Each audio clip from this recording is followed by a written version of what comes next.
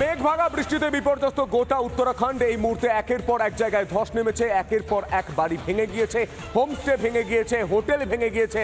মানুষ আজ সহায় সম্বলহীন হয়ে গিয়েছেন। 100 জনের মানুষকে এখনো পর্যন্ত খুঁজে পাওয়া যাচ্ছে না। এই মুহূর্তে যে শব্দ শোনা যাচ্ছে, যে আওয়াজ শোনা যাচ্ছে, সেই শব্দগুলো আমরা শোনানোর চেষ্টা করব। মানুষ আর্তনাদ করছে। গতকালের ছবি দেখুন।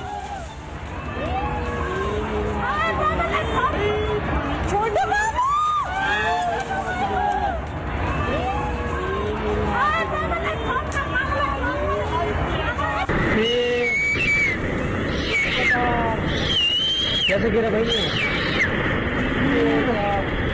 भागो भागो भागो।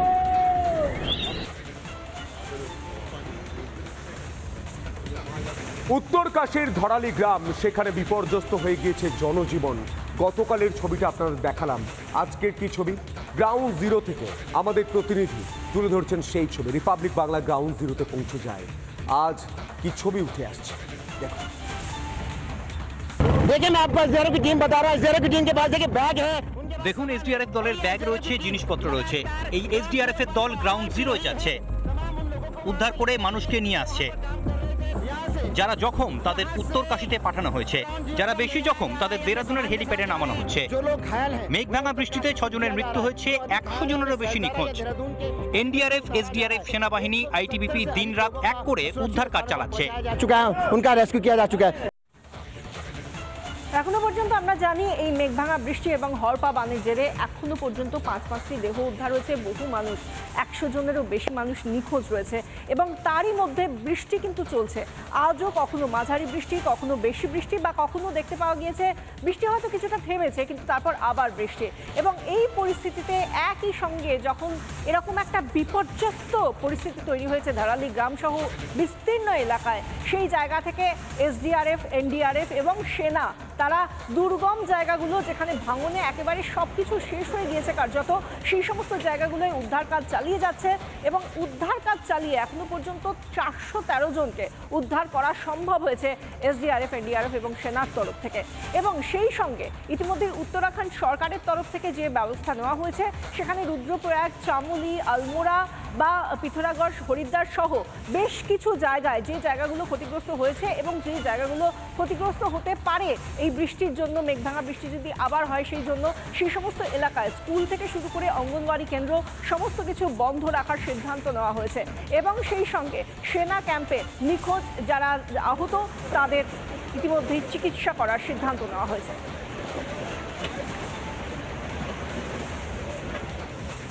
বারো 12,600 ফুট উচ্চতায় মেঘভাঙা বৃষ্টি হয় এবং 30 সেকেন্ডের মধ্যে সেই জল হু হু করে আসতে শুরু করে এবং একের পর এক বাড়ি ভাঙতে শুরু করে।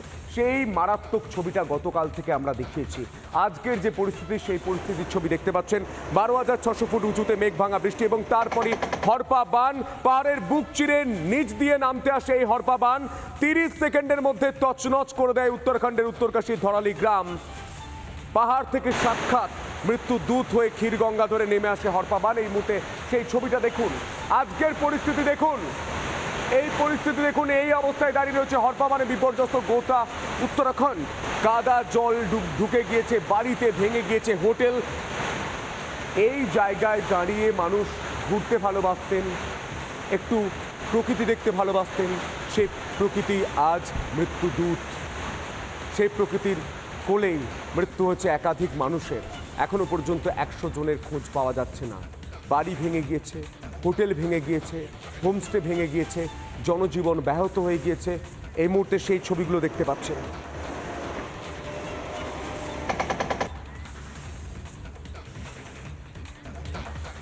যে ছবিগুলো আমরা যখন টেলিভিশনে দেখাচ্ছি আপনাদের, আপনি, আমি, আমরা প্রত্যেকেই কোথাও গিয়ে এই ছবিগুলো দেখে আতঙ্কগ্রস্ত হয়ে যাচ্ছে।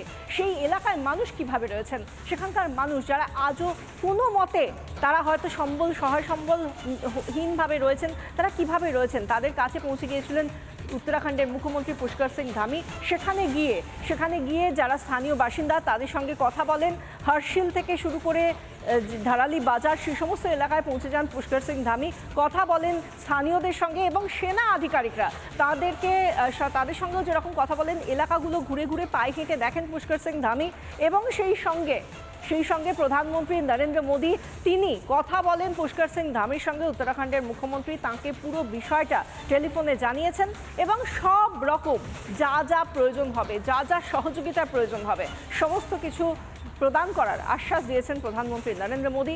এই মুহূর্তে দাঁড়িয়ে ধরলি এবং সেই সঙ্গে আশপাশের যে সমস্ত ক্ষতিগ্রস্ত এলাকা, সেই সমস্ত এলাকার মানুষগুলোকে যাতে দ্রুত, যারা নিখোঁজ তাদের যাতে তাড়াতাড়ি নিয়ে ফেরা যায়, তাদের যাতে সন্ধান পাওয়া যায়, যারা উদ্ধার করার জন্য যাদের চেষ্টা হচ্ছে তাদেরকে যাতে দ্রুত উদ্ধার করা যায় সেই চেষ্টাই করা হচ্ছে।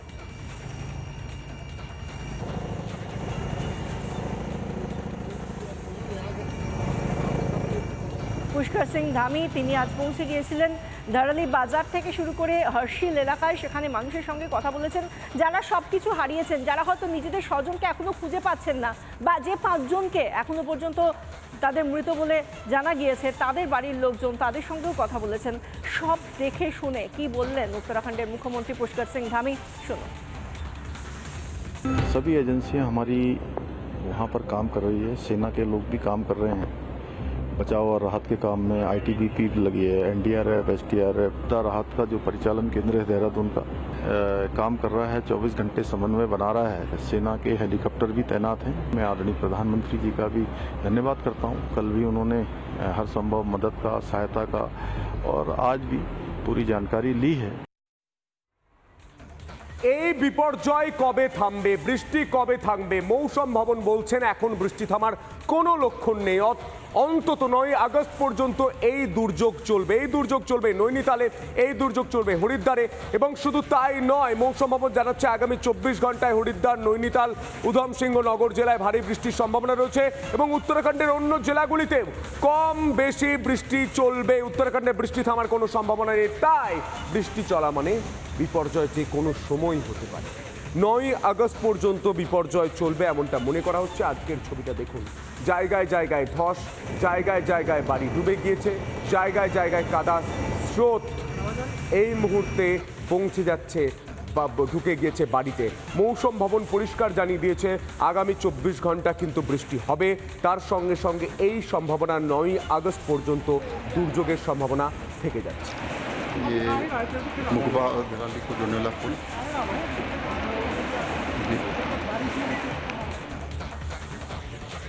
রাজ্যের খবরের দিকে যখনই তাকানো হচ্ছে সব থেকে বেশি করে একটা কথাই এই মুহূর্তে আলোচিত, চর্চিত, তা হলো এসআইআর। আর এসআইআর এই জুজু দেখছেন মমতা বন্দ্যোপাধ্যায়। তিনি বিভিন্ন সময় বিভিন্ন জেলায় যখনই যাচ্ছেন তিনি কার্যত বলছেন বাংলা ও বাঙালিকে বাঁচানোর চেষ্টা করছেন, কিন্তু আসলে তিনি যখনই মুখ খুলছেন তিনি এসআইআর এর জুজু দেখাচ্ছেন, নিজে জুজু দেখছেন এবং মানুষকে ভয় দেখানোর চেষ্টা করছেন। তিনি বলছেন এসআইআর হলেই নাকি এনআরসিতে নাম তুলে দেবে, মানুষকে নাকি নিজেদের ঠিকানা বদলে অন্য জায়গায় চলে যেতে হবে, কে কোথায় যাবে তার কোনো ঠিক নেই। এবং এরকম ভাবে যখন তিনি বলছেন কার্যত মানুষকে ভয় দেখাচ্ছেন, আজকে যেরকম ভাবে ঝাড়গ্রামে গিয়ে তিনি একই কথা বললেন।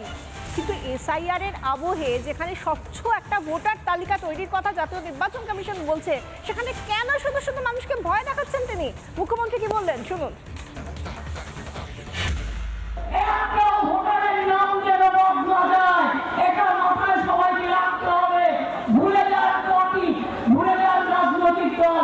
আপনার ঠিকানা আপনাকে রক্ষা করতে হবে।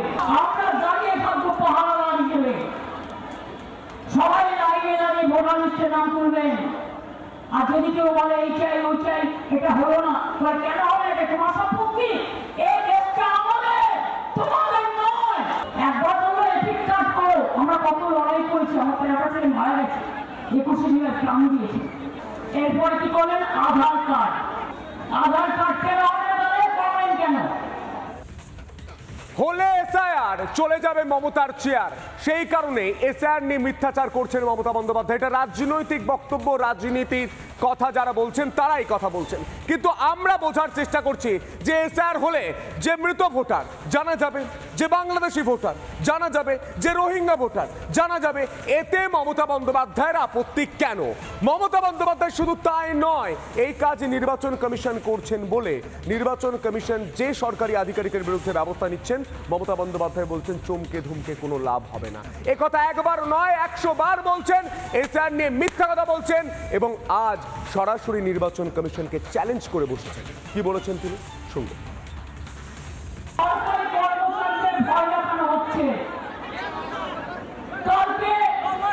আমার দুজন অফিসারকে নোটিশ পাঠানো হয়েছে, কিনা তাকে সাসপেন্ড করা হলো। আমরা বলি তোমার ইলেকশন এখন ডিক্লিয়ার হচ্ছে, কোন আইনের বলে তুমি নোটিশ পাঠিয়ে দিচ্ছ, সাসপেন্ড করছো আর বলে দিচ্ছ এফআইআর করতে হবে না। আমি কারো কোনো পানিশমেন্ট করতে দেব না, এটা মাথায় রাখবেন। ভয় পাওয়ার কোনো কারণ নেই। তুমি অফিসারদের ভয় দেখাচ্ছ, পুলিশকে ভয় দেখাচ্ছ। শুনুন, আপনাদের প্রোটেক্ট করার দায়িত্ব আমাদের। আমরা আপনাদের রক্ষা করবো জীবন দিয়েও, কোনো চিন্তা করবেন না, কেউ হতাশ হবেন না। মুখ্যমন্ত্রী মমতা বন্দ্যোপাধ্যায় জেলায় জেলায় যেখানেই যান না কেন, কলকাতা শহরে যান, ঝাড়গ্রামে যান, পুরুলিয়ায় যান, তিনি যেখানেই যাচ্ছেন সেখানে বাংলা ও বাঙালির কথা বলছেন মুখে।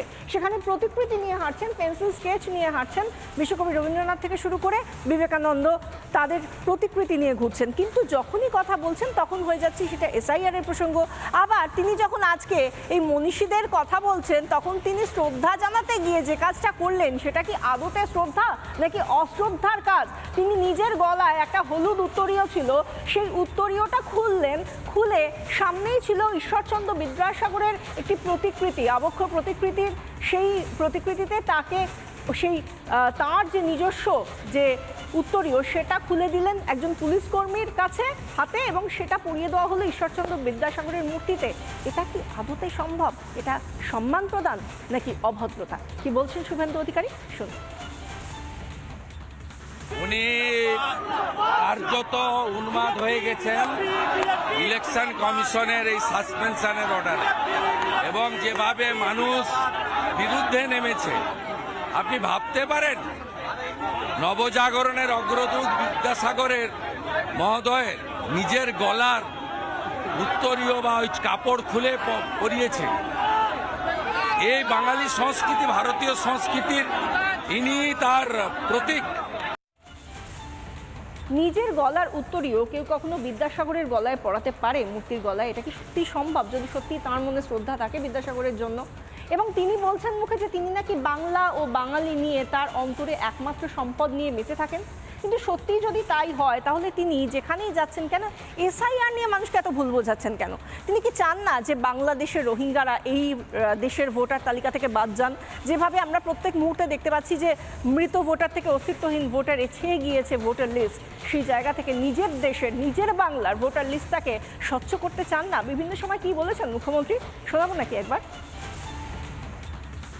हम इलेक्शन कमीशन को चेयर को रेस्पेक्ट करते हैं, लेकिन जैसे बिहार में 40 लाखों का ज्यादा आदमी को नाम निकाल दिया और बंगाल में भी करने वाला है, अगर करेगा तो घेराव कर्मसूची करेंगे, पूरा घेराव होगा, पूरा आंदोलन होगा, हम नाम काटने नहीं देंगे।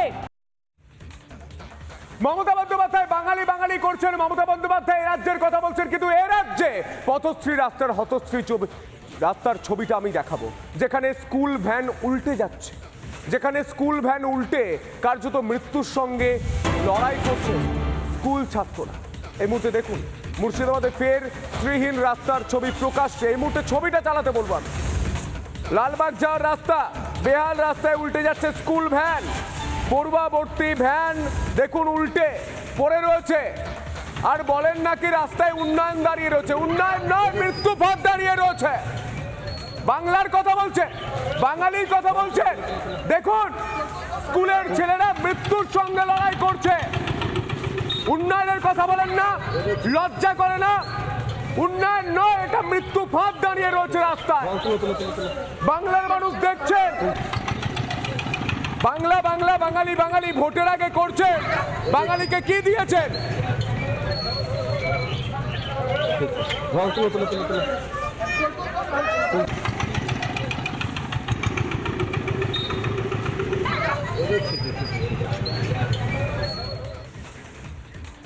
অধিকারী রাজ্যের বিরোধী দলনেতা, তিনি আজ গিয়েছিলেন বারাসাতে কন্যা সুরক্ষা যাত্রায়, তিনি হেঁটেছেন এবং তারই মধ্যে থেকে কন্যা সুরক্ষা যাত্রার শেষে তিনি যে কথা বলে দিয়েছেন তাতে করে 26-এর বিধানসভা লোকসভার একেবারে দামামা বাজিয়ে দিয়েছেন বলাই যায়। তিনি যে সুর বেঁধে দিয়েছেন তাতে করে সেই জল্পনা আবার জিয়ে রাখলেন শুভেন্দু অধিকারী। ভবানীপুরে কি মমতা বন্দ্যোপাধ্যায়ের বিরুদ্ধে শুভেন্দু অধিকারী বিজেপি প্রার্থী হচ্ছেন, এই প্রশ্ন করা হয় যখন রিপাবলিক বাংলার তরফ থেকে, তখন শুভেন্দু অধিকারী সরাসরি একেবারে না করে দেননি যে তিনি দাঁড়াবেন কি দাঁড়াবেন না। বলেছেন বিজেপি একটা রেজিমেন্টেড পার্টি, ডিসিপ্লিন পার্টি, সেই পার্টি যাকেই দাঁড় করাক না কেন, তিনি হলে তিনি বা অন্য কোনো প্রার্থী হলে অন্য কোনো প্রার্থী, কিন্তু তাকে মমতা ব্যানার্জিকে হারানোর দায়িত্ব নেবেন শুভেন্দু অধিকারী। কি বলেছেন শুভেন্দু, শোনাবো।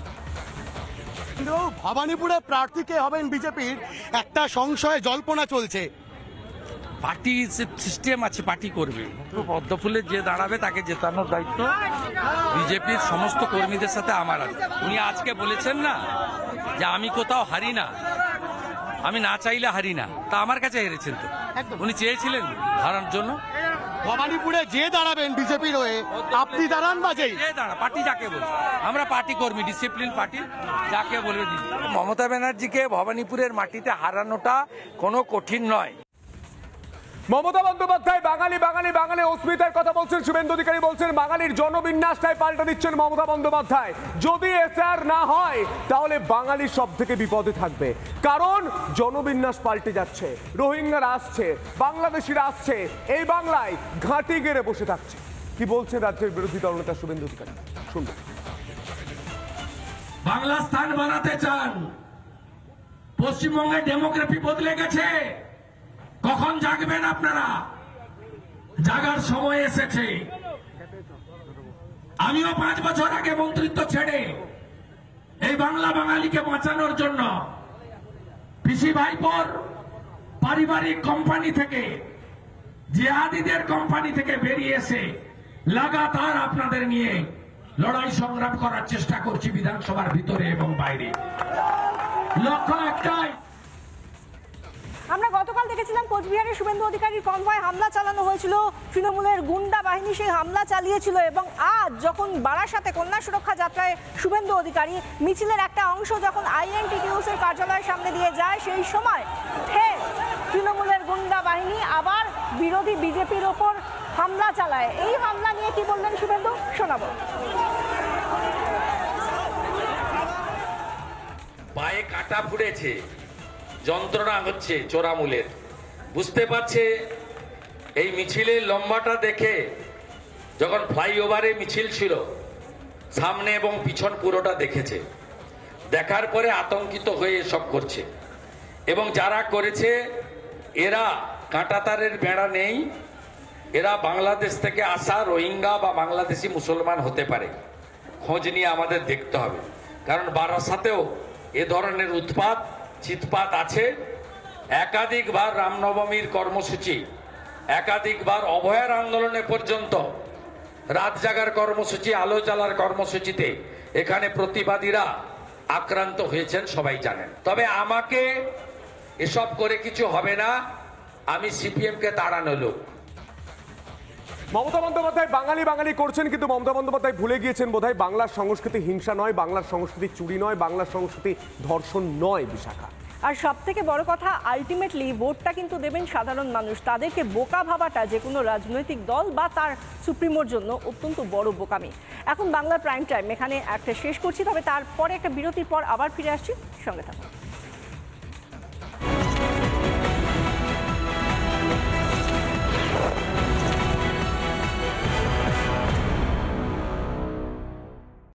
নানা ধরনের কন্টেন্ট দেখার জন্য লাইক করুন, শেয়ার করুন আমাদের ফেসবুক পেজ, সাবস্ক্রাইব করুন আমাদের ইউটিউব চ্যানেল। পাশাপাশি অন্যান্য ব্রেকিং নিউজের জন্য অবশ্যই চোখ রাখুন রিপাবলিক বাংলায়।